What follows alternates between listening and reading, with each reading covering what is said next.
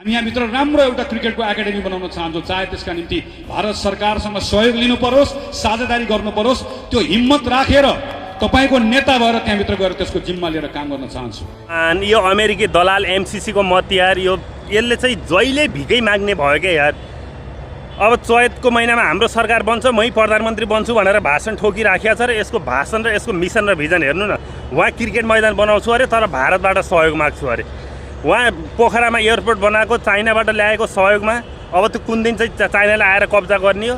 1 रुपियाँ नेपालमा छैन, 1 रुपियाँ आय स्रोत आम्दानी छैन। नेपाली जनताले स्वदेशमै शिक्षा, स्वास्थ्य, रोजगार, घाँसबास, कपास कसरी दिने भन्ने यिनीहरूको कुनै मिसन भिजन छैन।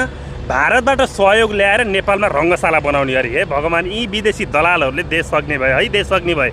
त्यत्रो एमसीसी को पैसा कहाँ गयो? यो विदेशी दलाल एमसीसी को सबैभन्दा ठुलो मतियार नाइके हो। कहाँ गयो त्यत्रो एमसीसी को पैसा? त्यही एमसीसी को पैसाले रङ्गशाला बनिहाल्थ्यो नि। ल हेर्नु त कस्तो यिनीहरूको मिसन र भिजन हेर्नु न। अनि यस्ता विदेशी दलालहरूले यो देश बनाउँछन् भनेर तपाईँ हामीले चाहिँ यस्ताले भोट हालेर जिताउनु यार।